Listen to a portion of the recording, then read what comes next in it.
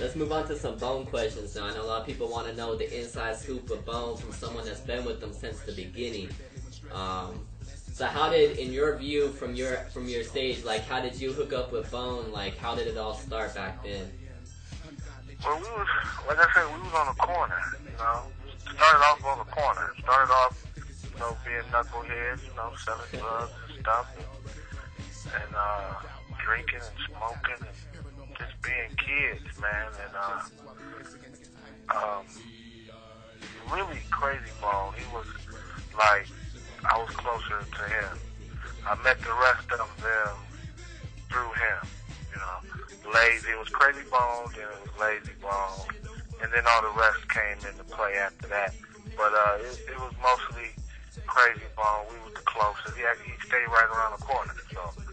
And, you know, he would always be writing lyrics and stuff and freestyling and stuff. And he had a style, you know, he just had a unique style already.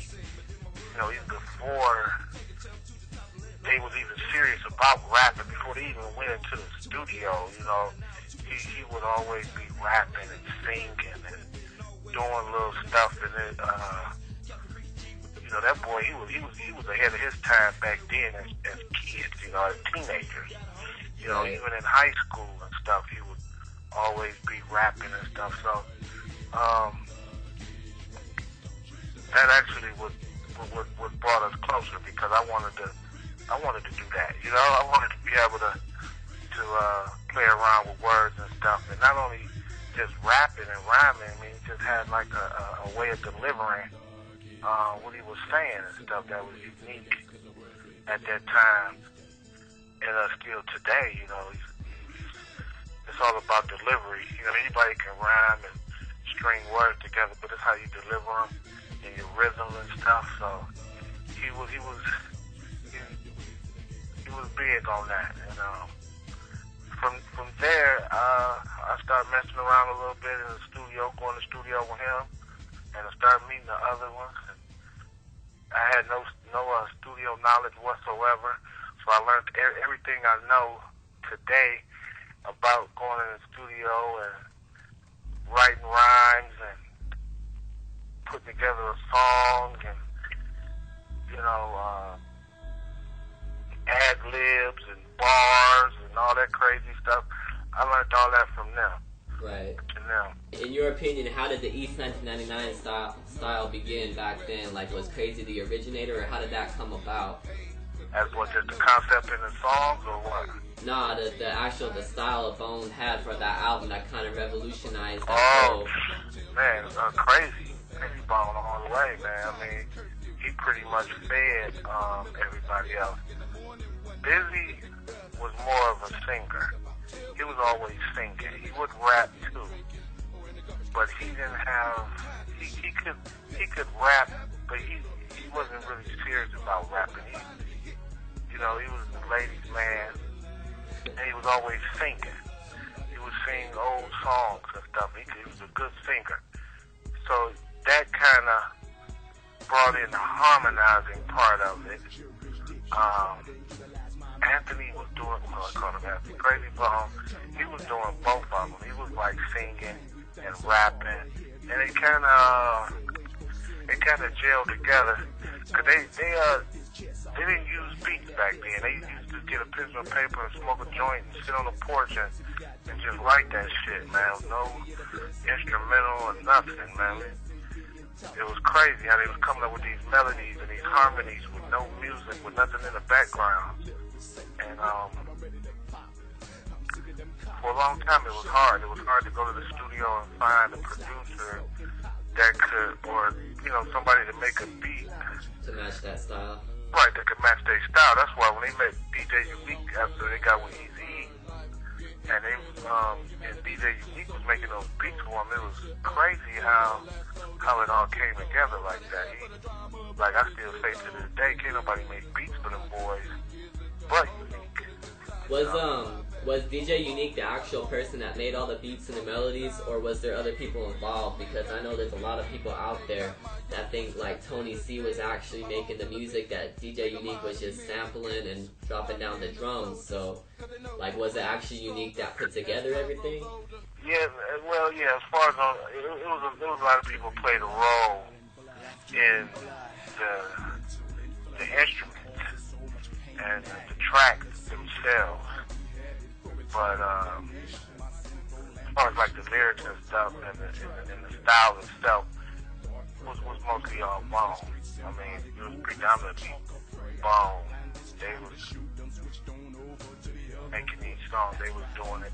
They was actually a lot of those tracks they had in their head because they knew what kind of sound they wanted as far as the tracks was concerned. They knew what kind of sound they wanted, what kind of beat would go with what, and they would just sit there and just using their lips would tell the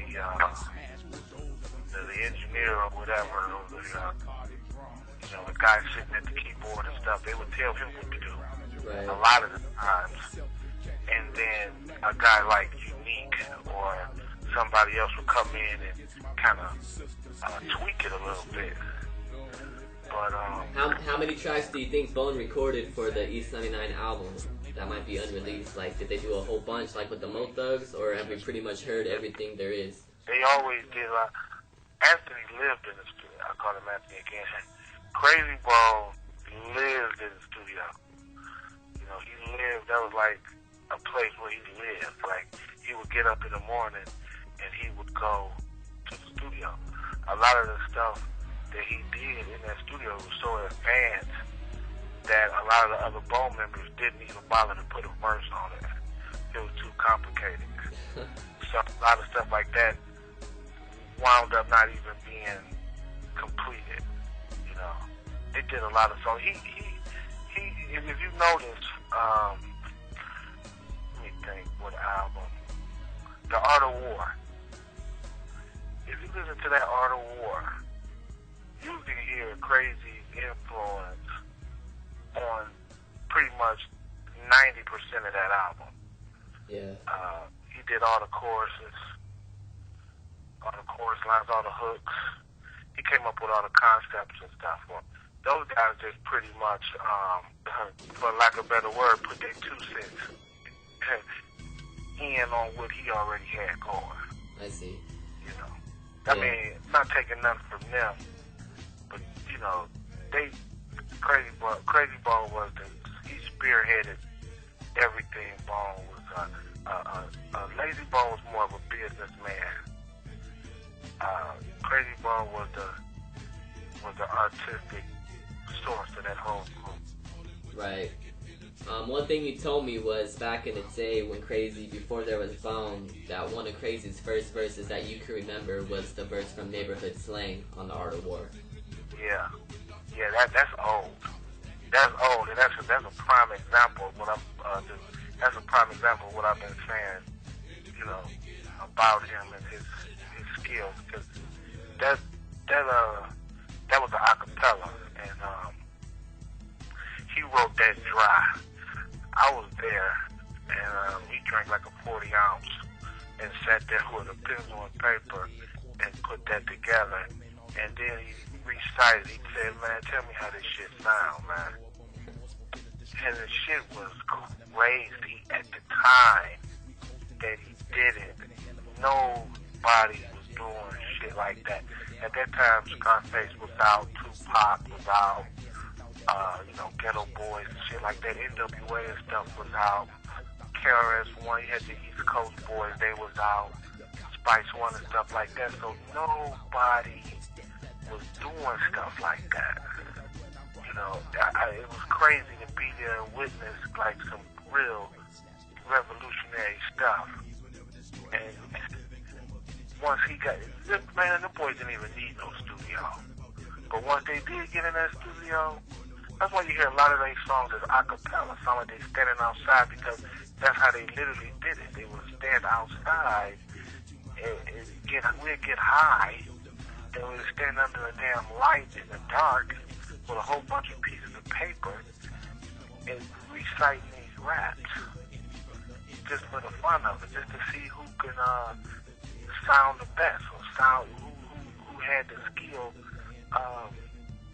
to perfect it. And then once they got in the studio, man, it was pretty much all she wrote. That was the thing that set them apart from anybody and everybody in the industry. You know, you to this day, I mean, you got some of these new jack artists now starting to even use some of that stuff. You know, that you hear on them old Bone as far as the harmonies and stuff is concerned. Right. You know? Right. And then on top of that, they had the tongue twisting thing going down, like Twister. The boy from Do or Die, all them guys that was talking about them boys been tongue twisting, you hear me? And I put that on Tombstone's grave right there. They've been tongue twisting. Back when I'm 34 years old, and I'm talking about when we was 14, 15, wow. them boys tongue twisting, okay, in school. Yeah. When they was the Band-Aid boys, you hear me? Yeah. We had talent shows in junior high, we called the Band-Aid boys before they was ever Bone Thugs. How many was the Band-Aid boys? They had Band-Aids on their cheeks. Coming to school, it's called the Band-Aid boys, and they was tongue twisters.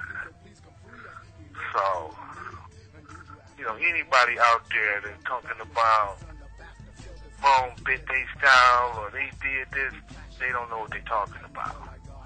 Because they hardly ever even listen to anybody else's music because they were too busy making their own shit. You know? Right.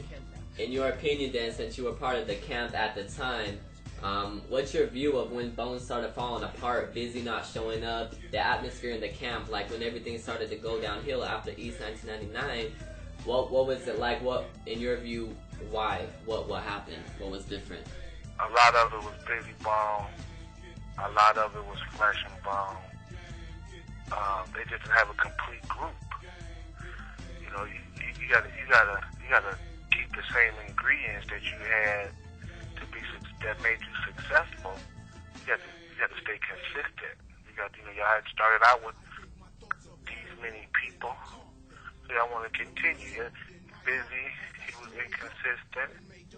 He had problems, mostly emotional problems. Drug problems. He couldn't focus. Flesh and Bone the same way. Emotional problems, drug problems, couldn't focus. So that leaves you with Lazy, Crazy, and Wish. Right. Those three guys, that's not the whole of Bone Thugs. No, that's not Bone Thugs. You know, and so that's what caused. That was actually the benchmark of them. Of their decline, you know, couldn't stay together. Lack of unity. Right. You know? I mean, the whole thing was Thugs and Harmony, and not only as far as the skills is concerned, but being in harmony and being in one with themselves and together as a group, they couldn't maintain that. So, you know, you can't have a car if you're missing parts. Got the engine, but you don't have transmission. The transmission is missing, or the muffler is missing. You don't have, you know what I'm trying to say. You got to have all the parts, all the pieces. Definitely. What's your relationship with Bone now? How do you feel towards them? Is there any bitterness? Is there beef? Like, what's your feelings on them? There's a little bitterness. There's a little resentment, but there's also a whole lot of understanding. I'm not just bitter, just blind bitter. I'm bitter, but and resent. Really, I wish a lot of things that happened didn't happen, or I wish they happened differently. But I'm not angry at them because I realized that they was ignorant. A whole lot of shit that they did, they didn't know what they was doing. They was pretty much, you know, shit, man. We grew up poor, man. We ain't have shit, you know what I'm saying? So to all of a sudden run into stardom and run into fortune and fame and all that kind of stuff, it can do something to a person. Right. You know, you might not, it can become like a drug, man. And so I'm not at them because I really feel sorry for them, because if you look at them today, as a result of their decisions they're making, they still suffering today. They're nowhere near the caliber of artists that they should be at today. They shouldn't even be rapping today. You know, they should be on a level as like a P. Diddy or a Master P. Pretty much sitting back calling shots. You know, let the younger people rap and get out there and carry the torch. You know, the older you get, the less work you should have to do. You know what I'm saying? The older and successful you get, the less things that you shouldn't have to work so hard. And I feel like they working too hard. They trying to make ends meet.